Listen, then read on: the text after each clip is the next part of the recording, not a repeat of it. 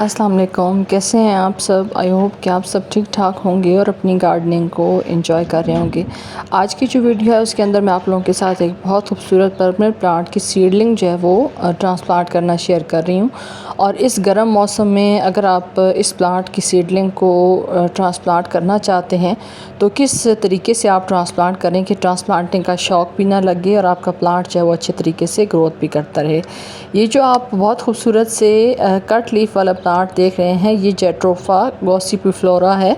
और अगर मैं नाम सही ले पा रही हूँ तो अदरवाइज़ माजरत, थोड़ा सा नाम इसका मुश्किल है, लेकिन ये जैट्रोफा की फैमिली से इसका ताल्लुक़ है। और ये उन प्लांट्स में इसका शुमार होता है कि जो बहुत ज़्यादा हार्डी होते हैं। और आप इस टाइम पे चेक कर सकते हैं कि इतना ज़्यादा हाई टेम्परेचर होने के बावजूद इसके लीफ जो हैं वो कितने ज़्यादा हेल्दी हैं, कितने फ्लैशी लीफ हैं। और दूसरा, अगर आप इसको ओपन टेरेस अगर आपके यहाँ है, जिस तरह से मेरा ओपन टेरेस है, तो अगर आप इसको फुल सन के अंदर भी रखते हैं तब भी इसको कुछ फ़र्क नहीं पड़ता। उल्टा फुल सन के अंदर जब आप इसको रखते हैं तो फिर ये है कि इसकी जो लीफ हैं उनका कलर जो है वो चेंज हो जाता है। बहुत खूबसूरत मैरून रेड टाइप के इसके जो कलर है वो आता है इसके पत्तों के ऊपर। अभी क्योंकि इसको मैंने मेरे पास ये 2 सीडलिंग थी तो मैंने इनको शेड में रखा हुआ था, तो इसलिए टोटली ये ग्रीन है। अदरवाइज़ अगर आप इसको धूप में रखेंगे तो फिर ये है कि इसके जो लीफ का कलर है वो बहुत खूबसूरत चेंज हो जाता है। इसके ऊपर फ्लावरिंग भी होती है, जिस तरीके से मैंने आप लोगों के साथ शेयर किया कि जैट्रोफा फैमिली से इसका ताल्लुक़ है। लेकिन ये है कि इसकी खूबसूरती जो है वो इसके उन फ्लावर्स की वजह से नहीं होती, बल्कि जो इसके अंदर आप लीफ इसके देखते हैं वो बहुत ज़्यादा इसको खूबसूरत बनाते हैं। अच्छा, ये एक छोटा सा डिस्पोजेबल ग्लास है जिसके अंदर ये 2 सीडलिंग जो है वो मैंने लगाई हुई थी। अब ये है कि सीडलिंग जो है वो रूट पाउंडिंग इनके अंदर होनी स्टार्ट हो चुकी है, तो अब इसको रीपॉट करना ज़रूरी है।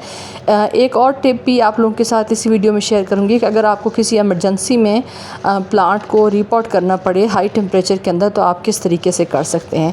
अच्छा, जो मैंने सॉइल तैयार की है, पत्तों की खाद है और इसके अंदर गार्डन सॉइल है, सैंड है। और मैंने इसके लिए जो बंदोबस्त किया है पॉट का, वो बड़े साइज़ का जो पॉट है वो मैंने एक पेंट की जो बकेट है वो उसका इंतखाब किया, क्योंकि अगर आप इसको बड़ा पॉट ऑफ़र करते हैं तो फिर ये जिस तरह से एक बहुत खूबसूरत दरख्त बनता है छोटा सा, उसी तरीके से ये फिर अपनी ग्रोथ करता है। तो इसलिए इसको पहले से मैं बड़ा पॉट ऑफ़र कर रही हूँ ताकि इसकी बहुत अच्छे तरीके से रूट्स डेवलप हों और इसके अंदर जो है वो अच्छे से इसकी ग्रोथ हो। ड्रेनेज होल मैंने इसके अंदर कर दिया है बकेट के अंदर, ताकि एक्स्ट्रा जो पानी है वो ड्रेन आउट हो जाए। और अभी इसको मैं ट्रांसप्लांट करूँगी। साथ सॉइल के अंदर मैं आप लोगों के साथ शेयर कर रही थी गार्डन सॉइल, सैंड, पत्तों की खाद और किचन वेस्ट। ये मैंने रेशो जो है वो इसके अंदर इक्वल लिया है, ताकि क्योंकि बड़ा पॉट है तो अच्छे से इसको ग़िज़ाइयत मिले।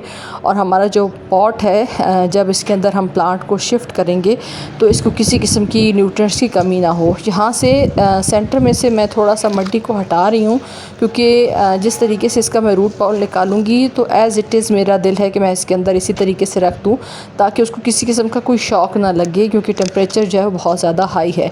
तो अगर आपका बाय मिस्टेक किसी तरीके से इत्तेफाक से कोई आपका पॉट अगर टूट जाता है तो तब भी आप इस टाइम पे उसको इस तरह से किसी भी प्लांट को इस टाइम पे इस तरह से रिपोर्ट करें कि उसके अंदर जो है वो रूट्स को ज़्यादा टाइम जो है वो हवा ना लगे, पूरा रूट पाउल निकाल लें और ज़्यादा जो है वो रूट्स को डिस्टर्ब ना करें। यहाँ पे आप देखिए कि मैंने साइडों पे इसकी चढ़ा दी है मिट्टी, और थोड़ा सा मिट्टी मैं ऊपर से डालूँगी ताकि ये ऊपर से भी अच्छे से कवर हो जाए और यहाँ पे किसी किस्म की जो है वो इसको स्ट्रेस ना आए। ऊपर से मिट्टी मैंने डाल दी है। अब यह है कि इसको मैं पानी भर के दूँगी और उसके बाद इसको तकरीबन 10 से 15 दिन जो है वो मैं शेडी प्लेस पे रखूँगी। और उसके बाद बेशक आप इसको धूप में रखते तब भी इसको कोई फ़र्क नहीं पड़ता कि सारा दिन की धूप अगर इसके ऊपर पड़ती रहे। लेकिन ये है कि फुल धूप के अंदर जब आप रखेंगे तो फिर आपने एक चीज़ का ख्याल रखना है कि इसको डेली बेसिस पे पानी देना है। अभी आपने देख लिया है कि जो मैंने पानी दिया था वो किस तरीके से ड्रेन आउट हो चुका है। इस तरह की मिट्टी बनाएं कि उसके अंदर जो है वो पानी ज़्यादा देर इसकी जड़ों के पास रुके नहीं, क्योंकि ये एक वाहिद चीज़ है जो इसको ख़राब कर सकती है। अदरवाइज़ ये प्लांट जो है वो बहुत ज़्यादा सख्त जान और हार्डी प्लांट है। तो आई होप कि जो मैंने आप लोगों के साथ शेयरिंग की है ये आपको पसंद आई होगी। वीडियो अगर पसंद आए तो लाइक कर दें। Thanks for watching. अल्लाह हाफिज़।